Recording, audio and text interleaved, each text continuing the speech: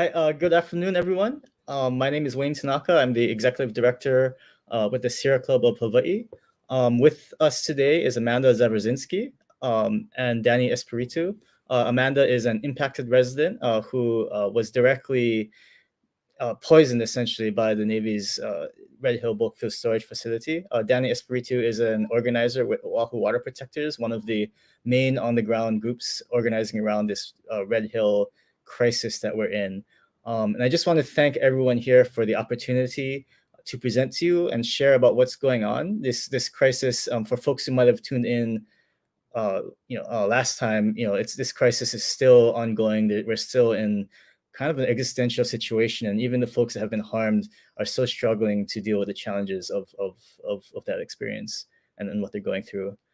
For today, we do have a brief slideshow presentation, about half an hour, and then after that, we'll open up to any questions that folks may have about what we've presented and the updates with this situation. So I guess we'll pull up this slideshow. Okay. Quick outline. I'll go first and just kind of run through some background information about our water source. Oʻahu is the most populated island in the Hawaiian island chain, the Hawaiian archipelago. And so this issue concerns our sole source groundwater for aquifer for Oʻahu, and also talk about the Red Hill facility. And then I'll touch on some of the current impacts that we are dealing with, as well as the ongoing concerns about the additional threats that we are facing. And then Amanda will kind of give you a perspective of what things have been like and what they are like for a large number of families who unfortunately were poisoned in the contamination event that began in 2021. And then Dani will close us out by going over things that folks can do, and some other upcoming events that you may be interested in to learn more about this situation. So without further ado, so just some quick background. I want to emphasize, so our aquifer, our groundwater aquifer, has been a source of life, a foundation of life since time immemorial. Back in the day, the region where there's in Moanalo, where Kapukaki is, or where the Red Hill facility is, it was known for its abundance. It's richly cultivated up in the mountains, up Mauka. There's Lo'ikalo. There's legends about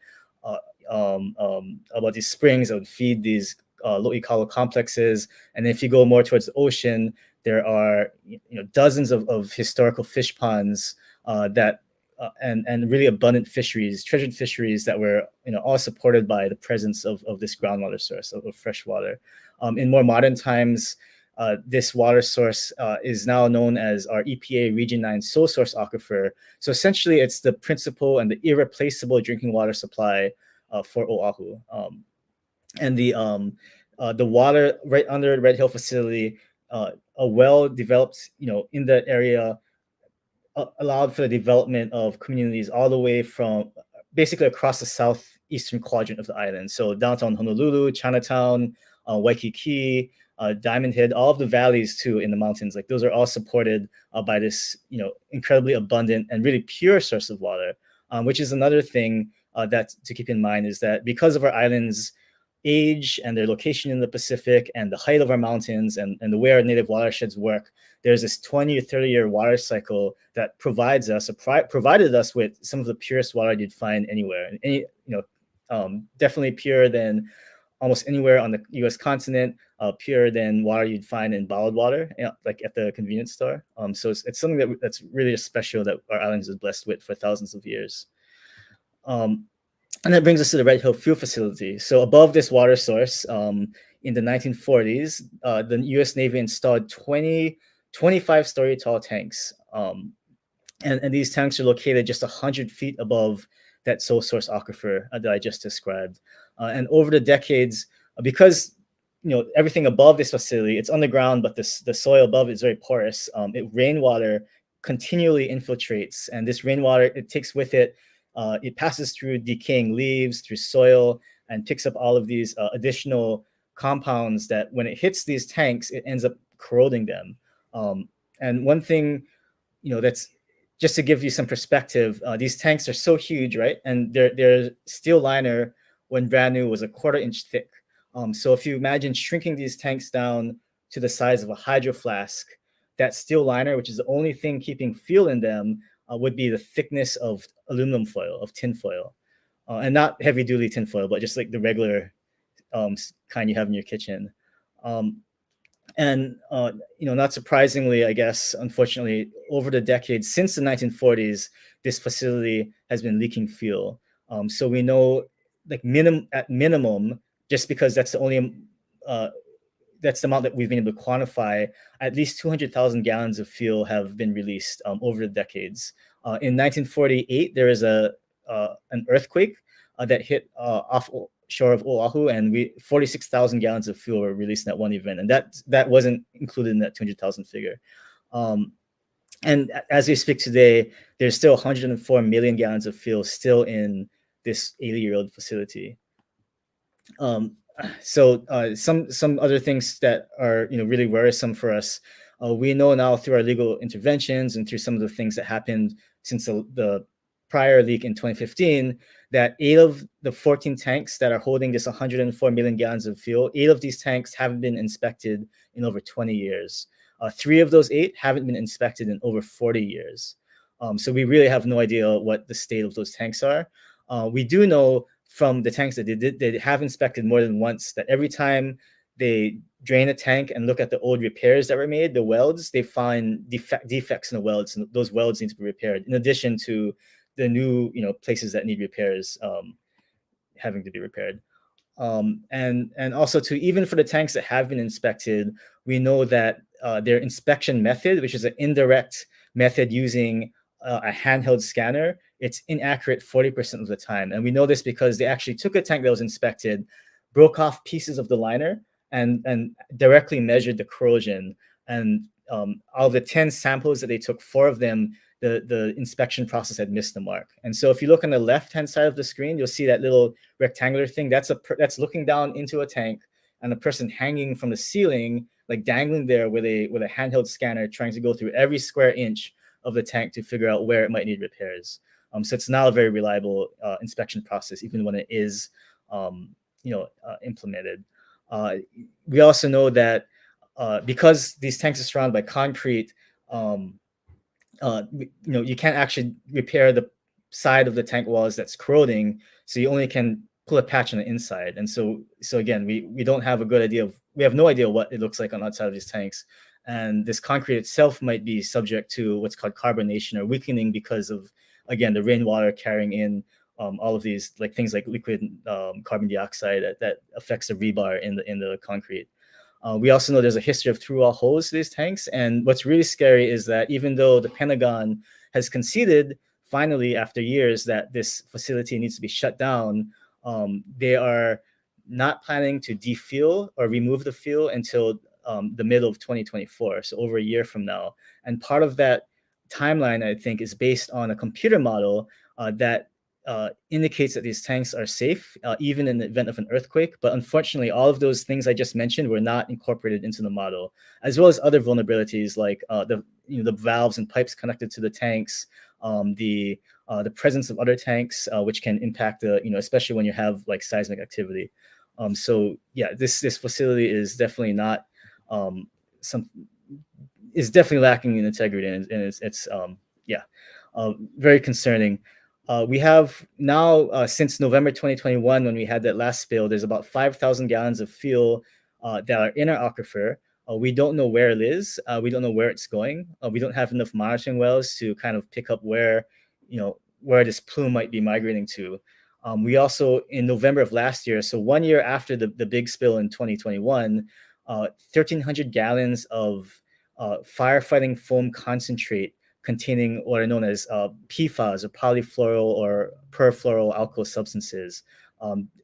This 1,300 gallons of concentrate were released over several hours and ended up flooding the inside of the facility, and then pouring out into the environment outside. And the Navy excavated some of the contaminated area, but without knowing whether they had gotten it all, they just backfilled it and poured asphalt over the contamination zone. So we don't we can't even go up and independently check to see if there's still contamination in the environment. And really, with that 5,000 gallons of fuel with the PFAS, there's no way to clean that up once it hits the groundwater. It's, imagine like a sponge made of rock, and that's kind of what our aquifer is like. And so it's not like you can go in with a vacuum cleaner and suck up the toxins, like the poison, right? It's all just kind of saturated in this rock and soil holding water. And also, too, other issues we're dealing with, as I mentioned, we have CDC surveys showing that folks in the Navy's water system, almost 300 people that responded, or 1/3, still could observe, feel, or some kind of sheen in their water. Almost 800 people are still reporting health symptoms 1 year after the contamination event. And also, too, now that these forever chemicals are on our radar, looking at consumer confidence reports, we also know that there are PFAS, forever chemicals, at 300 to almost 1,000 times the current EPA health advisory levels. And that was when they tested the water system in 2021, before this event. And what's really scary and really concerning is that we don't have a good idea of what the long-term health impacts may be that could arise from exposure, whether to PFAS or to petroleum. Things like cancers, those kind of conditions can take decades to manifest. And even when they do manifest, what we understand is that it's very difficult to create, definitively say it's because you're exposed to this that you're dealing with this. And so we're just going to have to wait and see and track folks over time, really, just to see what the long-term effects of this kind of exposure may be. Yeah, and then just to kind of close off with some current concerns. Again, there's 104 million gallons of fuel in this facility. A single earthquake, a fire, a flood, a hurricane that floods the facility, that could lead to a catastrophic release. And if that happens, that 5,000 gallons of fuel that's in the aquifer now, that's causing all kinds of issues and chaos that Shani will get into, it's going to be like nothing, right? So like it'll upend all aspects of life on this island, potentially for generations. And so that's kind of where we are at now. And I'd like to turn it over to Amanda to kind of share a little bit about her experiences as someone who's as one of the 93,000 people whose water systems was contaminated by the November release. Hi, everyone. Thank you, Wayne. Hi, everyone. Yes, my family and I were affected by the U.S. Navy poisoning of jet fuel in November of 2021. Well, actually, it released twice in 2021, but the November 2021 was very significant of the spill of the jet fuel, and immediately my family felt the impact. We have had numerous medical issues since the jet fuel spill. Prior to, we were a very active family. We did a lot around the community. I was a volunteer as a court-appointed special advocate in the courts for kids in care. I was a therapeutic foster parent for kids who needed extra assistance who were in foster care. And I have 3 biological children of my own. When this incident happened, my daughter my middle child was first to get sick, went to the ER. And this was prior to anyone understanding what was going on or the Navy releasing any information. After the Thanksgiving weekend, our home started smelling like a gas station, like heavy with fuel. It was really bad. We alerted the proper individuals, and I was told I was the third one to call and complain and let them know. But I'm here to speak about our situation in terms of medical. And so going forward, on December 1st, I went to the military ER here on Oahu. And as if my head and my throat and my mouth were burning, my head was hurting. It was awful. It was confirmed by the military ER doctors at the military hospital that I had chemical burns in my mouth and throat, and that my headache and the chemical burns were related to the water. They informed me, they assisted me and with uh, trying to help with chemical burns and my head. Um, but the paperwork said different, which was a high alert immediately for us in terms of that made no sense to us. Going forward, um, through the year. So from there, I went to the Water Ohana clinic that the military set up. I didn't just go once, I didn't just go twice, I went 3 times. So a matter of from December 1st of 2021 to December 16th of 2021, I went 4 total times for help, for some medical assistance from the military facilities that were supposed to help people. And they just put Band-Aids on it. They gave me medication. In fact, the fourth time I went for help, which was the third time at the Water Ohana Clinic, the military doctors, they're active duty military, mocked me. So I finally was able to get a primary care appointment, which I was denied due to it being water contamination. And then um, I was finally referred out after a bit to a neurologist out in town. And once I got out to the neurologist out in town, and after all the testing, it was found that due to the jet fuel, my major nerve in my head is damaged. And that is why I was having such severe pain. Um, and so now going forward, I every month have a procedure done where they put needles in my head to isolate the nerve and numb it so that I can actually do day-to-day life. Do you want to change the picture? During this time, in February, okay, so when the jet fuel hit, we all got sick, including our animals. Our dogs were very, very sick, um, and the vets were trying out all they could do to save them.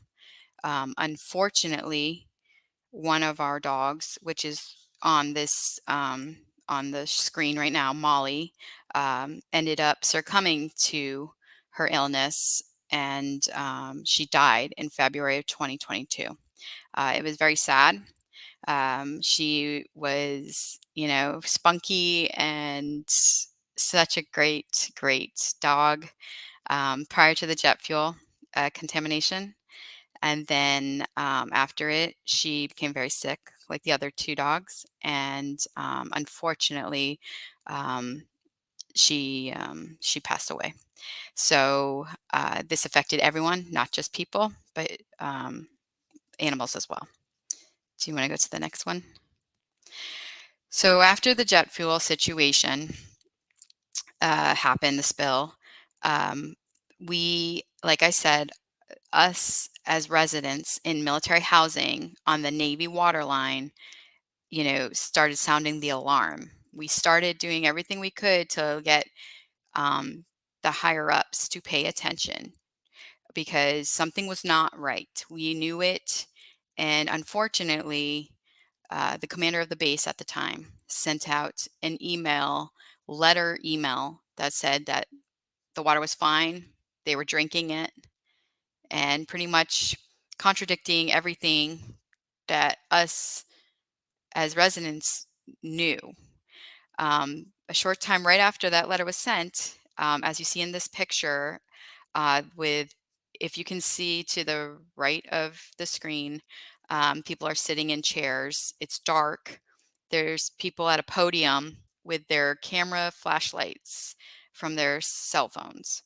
Um, the military put a town hall on in the dark to let us residents know that, what was going on, but they were not transparent about what was actually going on. It was what they wanted us to know and what made it look favorable that it was going to be okay. Mind you, in this picture, as you can see, it's very dark. We all can't even see the um, picture that they have up on this to the left of the podium. And right to the left of this, which I did not take a picture of, there's a basketball court that's lit up with lots of lights. Nobody was playing on it, nobody was on it, but yet they set up in the dark. Interesting.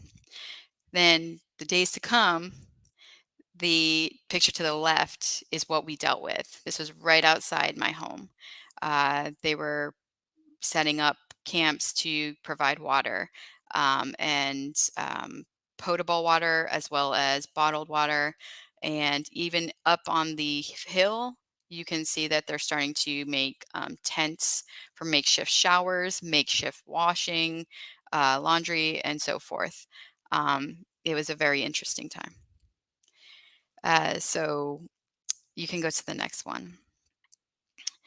So during this time, right when this all happened, Representative Kahele, who was the current person in Congress for one of them for Hawaii, was in town and he was in the neighborhood. And he came to my home, and I was home with my children because their school was on the Navy water line. They went to private school. My daughter did, and she was doing school through Zoom. And he came and he took water from my home, my tap, um, and he took a sample of it. He met with my kids. He even spoke to my daughter's class via Zoom. It was just totally not expected. It was just very impromptu. He wanted to know what was going on. He saw my sick dogs. He saw us. He could tell I was not 100% at all. I was trying to, stay strong for my family as any mother would. But I was getting sicker by the hour at this point. But here's a picture of us. He was there. If you go onto YouTube and look up Representative Kahele, Kahele, December 2nd, 2021, he addresses Congress about Red Hill. And his speech is about 10 minutes. He speaks about a mom named Amanda who he met. That Amanda is me. The water he presents to Congress allows Congress to smell, and they all see it, is my water from my tap. I am letting you all know you should go watch that. So you could change the screen. Sorry. So as time has gone on, I've had multiple situations happen medically. Unfortunately, this jet fuel situation has completely changed my life, my children's lives. We are no longer that active family. I had to request that somebody take over my CASA case, my court appointed special advocate case that I was working on because I was in so much pain and I was, just had no energy and brain fog and just really just medically a mess. Um, and I needed to focus on my kids and we also, as a therapeutic foster family, had to have the children removed from our home because I was so sick. And it was best for to focus on our health and to get better in order to be able to, try and continue to help the community at a later date. So I have gone through MRIs, as you see in the picture to the left of this picture. I have, so the picture to the left and the bottom is me actually on December 1st in Tripler ER. Then one of the pictures to the right of this with a needle going into my head is a picture of one of the procedures I've had done. Normally, I have 6 needles that go into my head at most. Sometimes it's a little bit more to numb the nerve. It is a very painful process and usually puts me out for a day or two at the beginning of this process. But since time has gone on, unfortunately, but fortunately, my body has gotten used to the pain of this. And so it's only a few hours now. I get severely sick from it, but it's honestly at this point worth being down and out for a day or two versus being down and out for 3, 4, 5, 6 weeks and not being able to move like I was before they figured out what was wrong with my head. Also, going on in the few months that have come in the last year, I've had my come to find out my nerve is damaged. I also went to get a GYN referral or for to go see a gynecologist because I was having abnormal bleeding that was just not. It was really really bad. I was asked numerous times for one. The military doctors kept telling me, or the doctors at the military facility kept telling me that they needed to run their own tests. They needed to do all this, and they pretty much they did. And but after I had one of the tests done, I started bleeding so bad I had to go to an outside hospital on a weekend because it was just pain and lots of blood. I say this because that outside hospital said I definitely need to see an OBGYN, GYN doctor. They even wrote it on the discharge paperwork, everything. I contacted through the program from the military that you can communicate with your doctor that I had gone and they're saying I need this. I never got a response, nor did they read my message. Um, they informed me they had 72 hours to read it or 48 or 72 hours to read it. But I sent it on a Tuesday and it was Friday afternoon when I had my appointment with the military doctor who at that time told me I still didn't need a referral. But once I informed him of what had happened, he got very upset, agreed to a referral. I finally got my referral. I finally saw a doctor, a specialist of this, and I ended up in surgery. So once again, I look at the situation and wonder if the military took the situation seriously, if they paid attention and actually were doing the right thing for their people. Me being a military spouse, and I also work for DOD, and just as a human being, then would I be in this position? Would I be this sick? Then you'd think, hopefully that was the end of it. No, December, I was hospitalized again because I had a blockage, and that came after the PFAS uh, was, leaked into the water.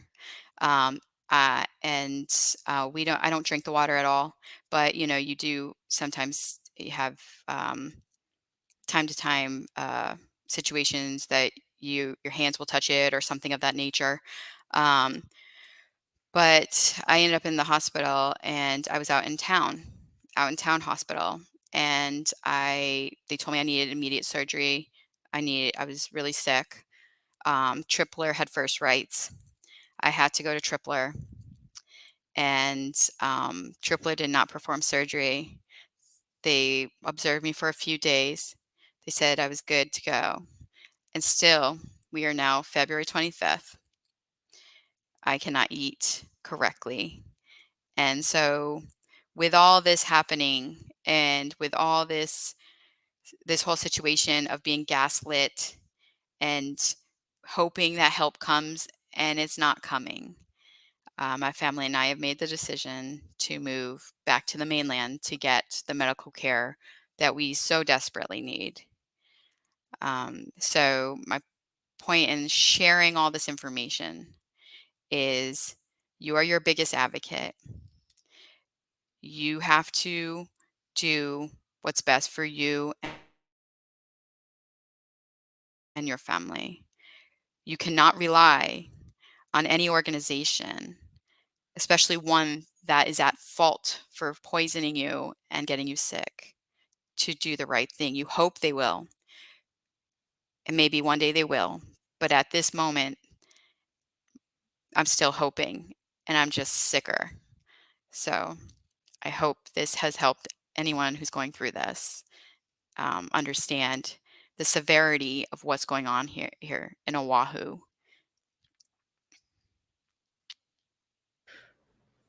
Thank you so much, Amanda.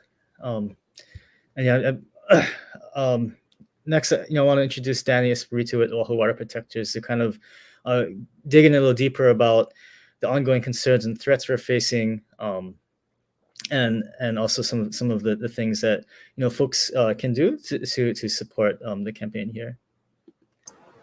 Yeah, mahalo nui. Thanks so much, Amanda, for sharing your story and the story of your family. Before we dive into this section, I want everybody to think about, in Hawaiian, we have this word hanai. Yeah, the word hanai means to raise.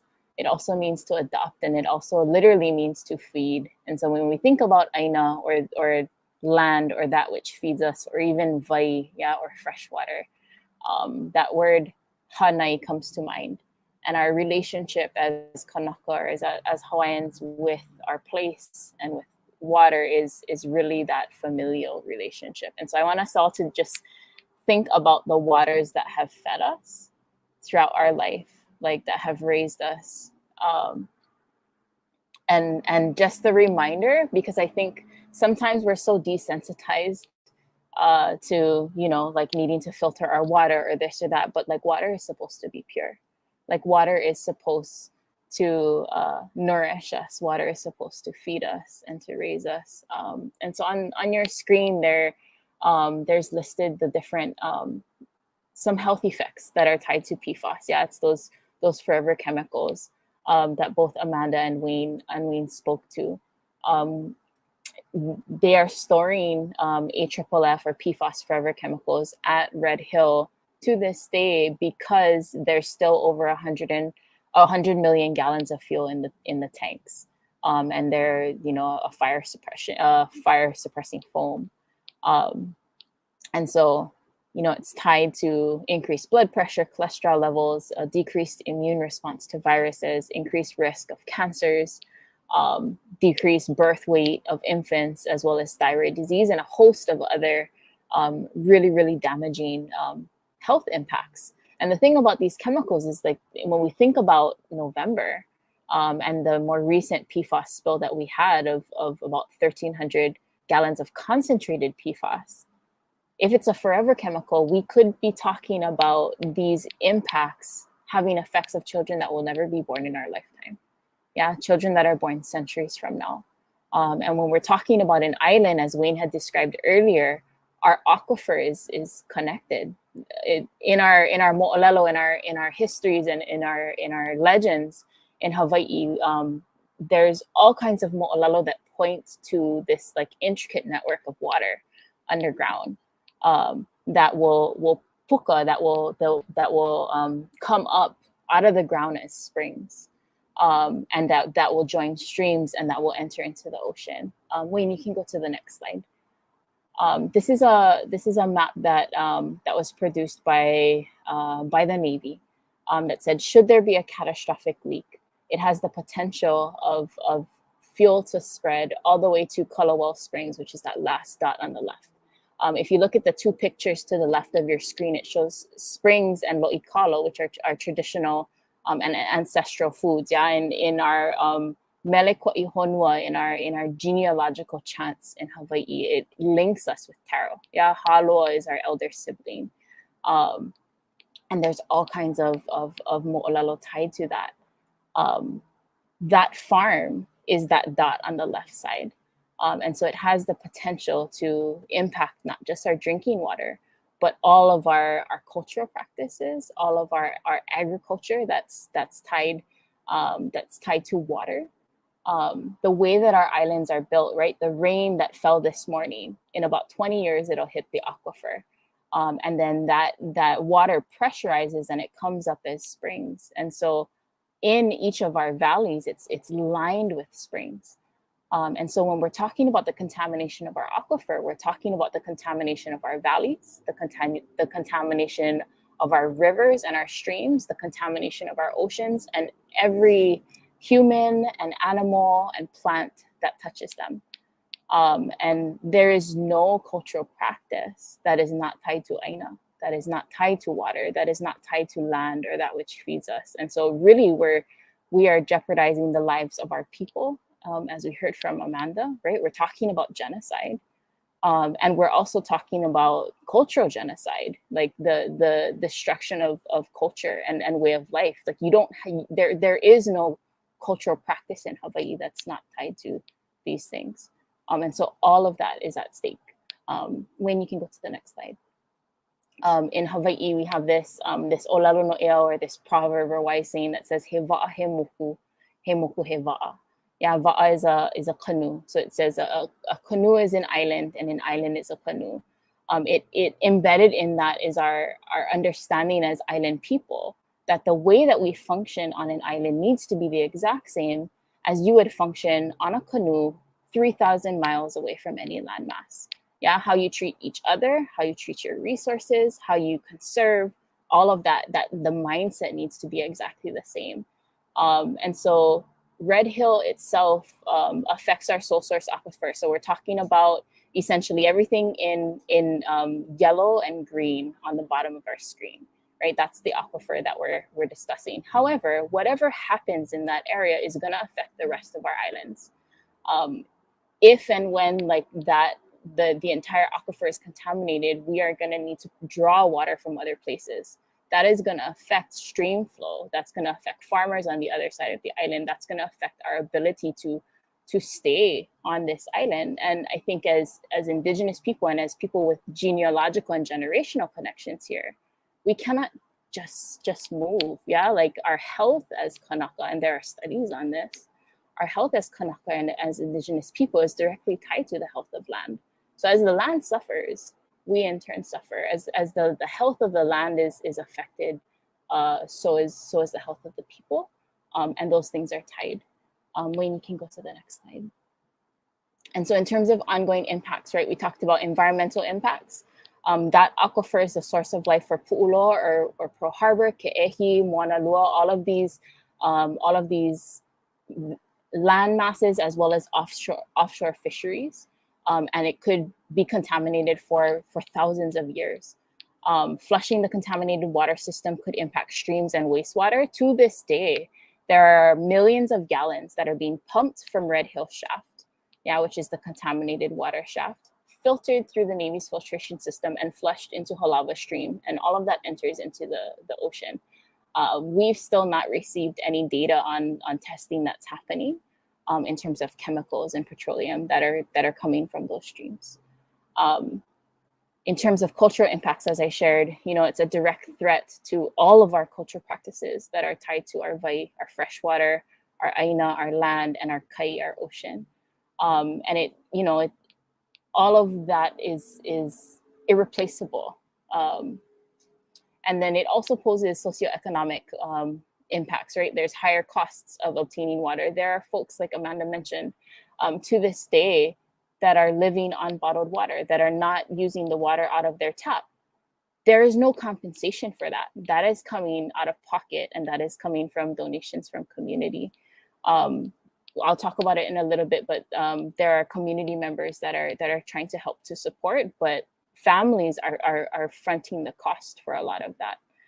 In addition, conservation mandates, as water becomes more scarce on an island, it will limit agriculture, construction, it'll affect local businesses, and really local, working class folks are the ones who will bear the brunt of that moving forward. I've not seen any restrictions to things like tourism, and to things like, big development.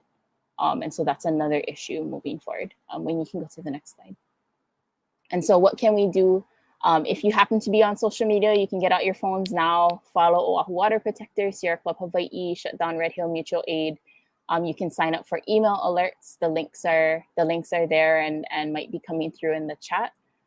Sierra Club of Hawai'i, Wayne is the director. They do an excellent job as things come through, or as folks can get active.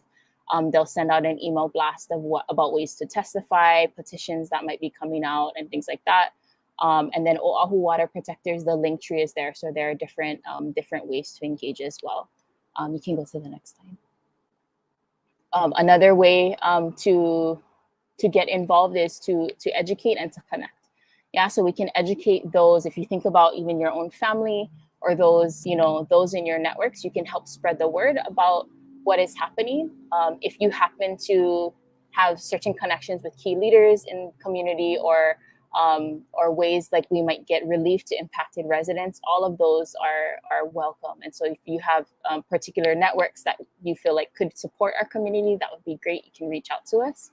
Or even just educating people about, like, we are in a water crisis in Hawaii. I just flew home from San Francisco. Nowhere in my travels, coming in on the plane, going to the airport, there's nothing about what is happening with Red Hill. There's nothing about us being in a water crisis and needing to conserve. And so there is a vacuum of information. So if you folks could help spread the word, that would be amazing as well. You can go to the next slide. Another way to help is through donations. And so right now, Sierra Club of Hawai'i has a matching donation for monthly donors through the end of February. So if you want to support on-the-ground community organizing, political engagement, and educational campaigns, all tied to shutting down Red Hill, this would be a good way to do it. So this will help, to support staff who are working on these initiatives, as well as things like posters or educational materials as we have events. That's all super needed. Right now, it's very grassroots and people are paying out of pocket for a lot of things. So this would be a huge help for this. You can go to the next slide. And then the Shutdown Red Hill Mutual Aid. This organization does direct action for folks that have been impacted. And so they go out monthly to provide bottled water and other supplies to affected families. And so if you're interested in supporting that, the QR code is there, and you can also Venmo them or follow them on social media, Shutdown Red Hill Mutual Aid. You can go to the next slide. And then in terms of upcoming events, it's hard to see on the poster, but there are a series of workshops coming up through our Oleika Vai. It's a professional development targeting Department of Education teachers here in Hawaii, but it'll be a series of webinars focused all around water. This upcoming Tuesday, Wayne, as well as Ernie Lau from the Board of Water Supply, Dr. Kalehua Krug from Ko'ohewai, another organization, Healani Sonora Pale, who is also in Oʻahu Water Protectors. They'll all be basically sharing updates on Red Hill, how folks can get involved, and new information from each of their positions. Tonight, for folks that are in Hawaii, there's a film screening at Church of the Crossroads, where we'll look at how things like PFAS and military presence has affected the water in Okinawa, and some of the similarities and just like international solidarity that we can build in looking at how the residents in Okinawa have been affected, as well as how that is mirrored here in Hawaii. And then we'll have a panel discussion afterwards. But yeah, mahalo nui so much you folks for tuning in and for being willing to engage with this. I'll hand it over to you, Wayne. Yeah, thank you so much, Dani. So I guess just like to open up some space for any questions that folks may have. You can, if you're watching on StreamYard, you can drop them in the comments, and if you're on YouTube, you can also drop in the comments there, and we can try and field any questions. And I guess while we're waiting for folks to come through, I actually had a couple questions for you folks. I guess Amanda, I know it's at some point the Navy and the DoD actually realized they had to provide alternative lodging for affected residents. Were you have you had experience with that? And you talk about. Yes. So we were one of the families that, quote unquote, were evacuated to Waikiki. We actually, during the months, we were in 3 different hotels. The first hotel ended up having a interesting bug thing go on. And the second hotel, it was around Christmas time, and the military didn't have the contract go for a very long time, so they didn't have the room. So then the third hotel, we were in for a while. But yes, we were one of the families that were moved. I know from talking with teachers, especially in the public school system that have been impacted, it was like a major kind of disruption, I think, Yes. developmentally in terms of behavioral health for the students. Yes, it was honestly, it was craziness. It was, imagine moving hundreds of families down to Waikiki during tourist time, right? Everyone's on break. But during this, crisis, and then all their schools are up back where the home is. And so it was just, and all my children went to different schools. And so it was crazy. Plus, with, being sick, it was even harder, right? So it was definitely a challenge for not just my family, but for thousands of families. Yeah, now that you mention it too, I mean, I imagine a lot of folks, these are spouses, right? When you have your spouse, your military spouse deployed, it's a lot of parents are essentially on their own trying to navigate this crisis with a family to take care of. Yeah, there were people who did have spouses deployed, and they were trying to figure it out and, keep the spouse abreast of what was going on. And then even if the spouse wasn't deployed, it was still, just trying to logistically as well as keep some, you know, aligned to get, things done of homework and just life. And, with your family being sick, and then you're trying to get everything, onto some normalcy, then it would get switched up um, based on whatever, policy was put out by the military here. Right. So it became it was just it was very interesting, to say the least. Gosh, yeah, I can't imagine. What a nightmare. Okay, so we do have a question from Julie.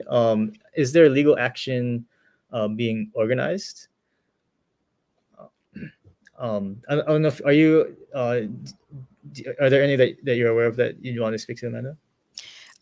There are situations where, people have sought out, legal guidance. And so there are various attorneys handling uh, situations regarding this. Yeah, and I guess I'll just add. There's a few, I think, class actions representing affected folks, civilian members of families in particular. Just because it's when you're a service member, it's really hard to. There's barriers to suing and obtaining relief. So I think litigation around the health impacts around the warranty of habitability of the housing units. Like if you're a landlord, especially with these military contractors, property managers, like you have a duty to provide clean water. It's a basic thing. And so when you don't have that, then your warranty of habitability is broken. So folks pursuing legal relief in that way. There is a RCRA action, but I'm not. Yeah. So and that's being maintained by a California firm.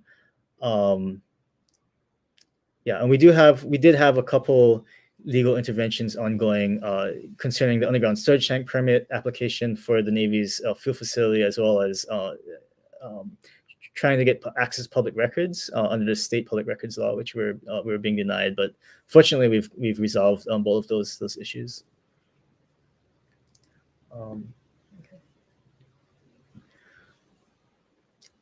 I see we have another question from Kimiko. But for those of us who live on the continent, what is the best way to support?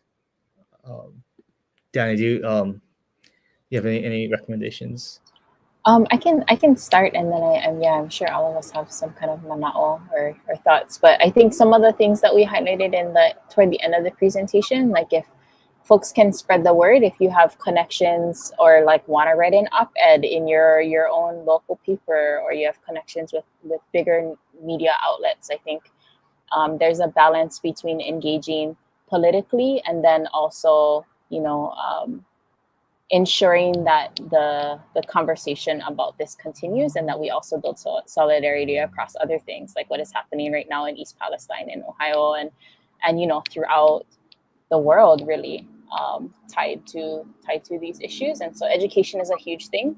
If you have either connections or expertise in that area, that would be fabulous. For those who feel compelled in some way, donations are always needed for a lot of the grassroots things that are happening. But really, as we remind ourselves, it's whatever our spheres of influence are, whatever gifts we have, whatever talents we have. I think if we were to apply them in some way, all of that little by little becomes really, really huge. And so based on, like what folks have seen today, if there's even like one or two things that you feel compelled to do based on that, I think that would be great. Exciting. Can I add on to that one? So definitely everything Dani said, I would definitely, say, support wherever you can. Say, having a voice, speaking to anybody who will listen, whether it's people in Congress, whether it's people within your state, whether it's anybody who can assist to help Oahu, help families, help the military families that are affected, help the local families that are affected, help everybody who is affected by the jet fuel situation, is a tremendous, push in the right direction. And if you have any platforms that you know of that could be brought to, let us know.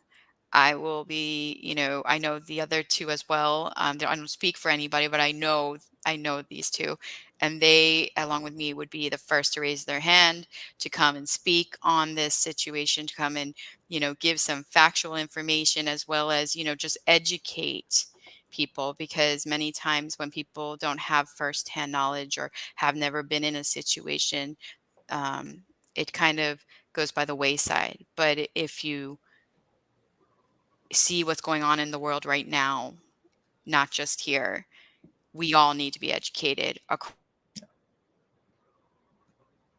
the board of what, and I think that's where it starts first. But that's my 2 cents. Sorry. Yeah, that's no, absolutely right. Absolutely agree with both Danny and Amanda. I mean, just talking, like, the easiest and one of the best things folks can do is dig into this and then talk about it. Just bring it up. Hey, like, have you heard about this crazy situation happening to Hawaii? And I think the more you look into it, the more and more folks look into it, I think the more they'll also see that this is not actually a one-time or isolated incident. Throughout this process, we've been connecting and learning about things going on, like almost like everywhere, like from Okinawa to Guahan to Guam, Alaska, Vieques in Puerto Rico, even.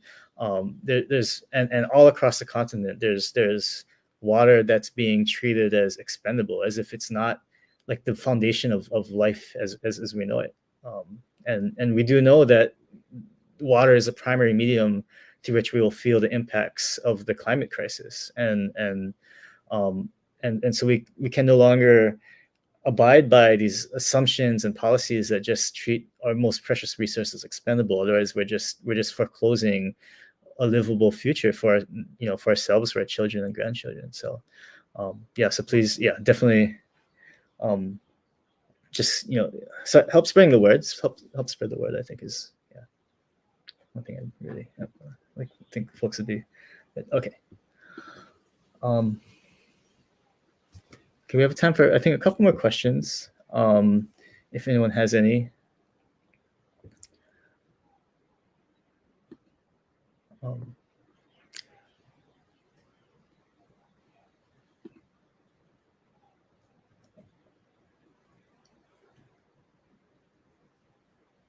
And then otherwise, I did have a question for Dani. So talks a lot about impacts to lo'i kalo and kalo farming traditional agricultural practices. Um, uh, you know, can you talk a little bit about your experience, kind of restoring these traditional agricultural practices, and maybe the potential of these things in the bigger context with regards to our food security and self-sufficiency? Yeah, mahalo. Yeah, for the last, goodness, a little bit over a decade, I've had the privilege of just working with farmers who essentially are giving their lives to restore these cultural practices, but really restore aina. And so when we look at a lot of our valleys and lowlands in Hawaii specifically, a lot of that was taro, or these flooded, irrigated terraces. And unfortunately, especially for those of us on Oʻahu, where it's a lot more urbanized, a lot of the former kalo lands have either been cemented or just completely overgrown and kind of left in disarray.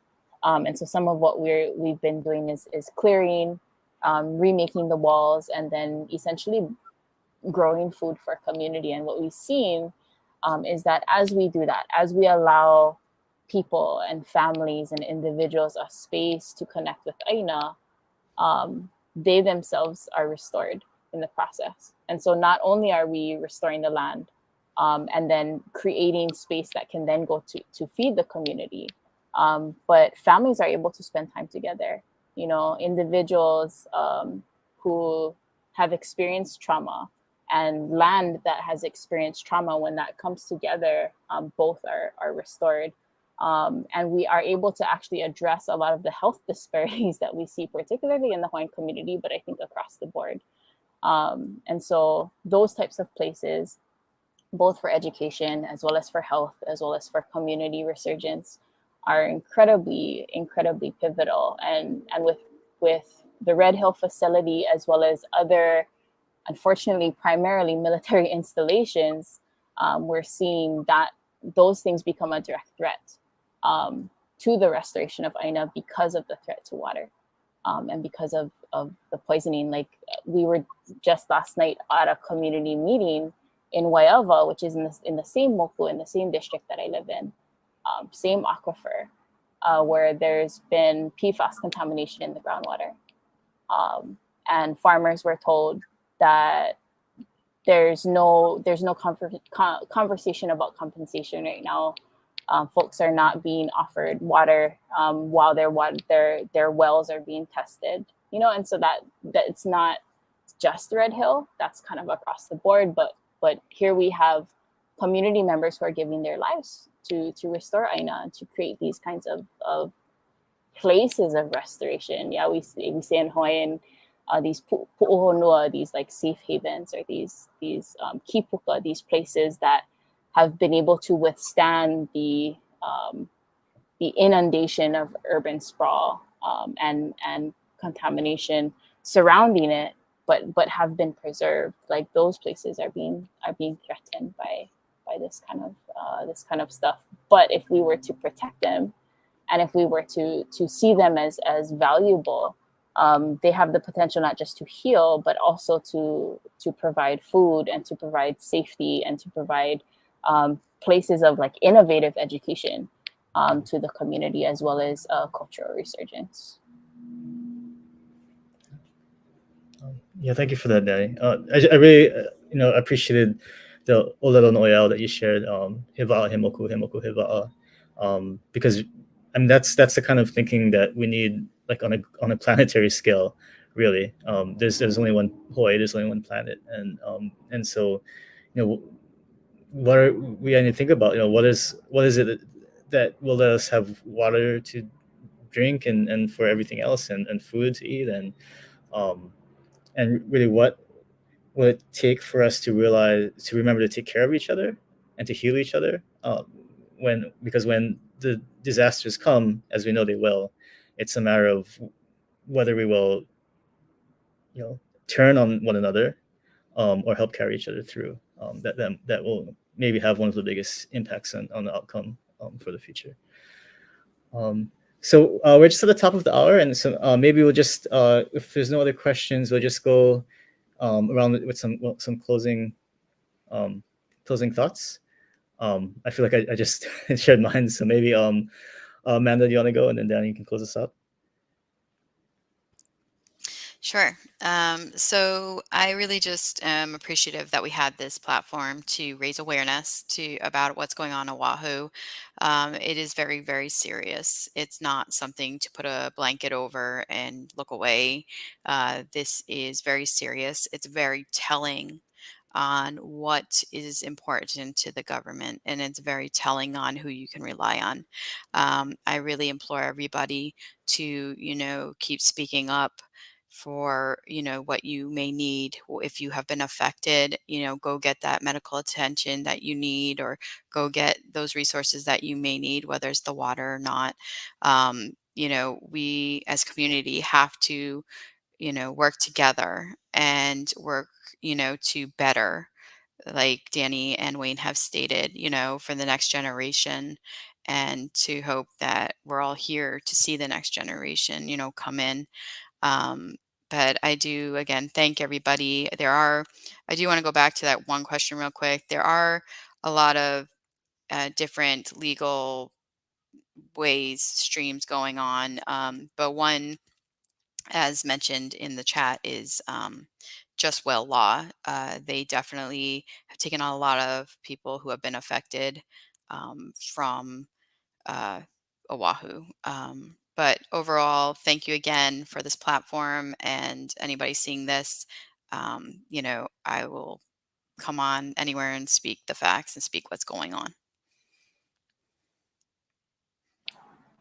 Mahalo. I just want to echo that. Mahalo to each of you. Thank you folks so much for tuning in, and for all that you are doing to kind of share about this. If any of you folks want to get connected or have ideas of ways that we should or could be plugging in, even branching to your communities, please let us know. More than happy to connect. So mahalo nui folks. I'll just echo, just the gratitude that I have for, for all of you, for Amanda and for Dani, for taking time off to help spread the word, and also to the Japanese American Memorial Pilgrimages program, Day of Remembrance. It's just so just so grateful that you'd carve out some space for us to share about what's going on. With that, just thank you so much again for joining us today, and please feel free to reach out, as Dani said and Amanda said, to any of us, if you'd like to talk further or plug in as this unfolds. Right. Thank you.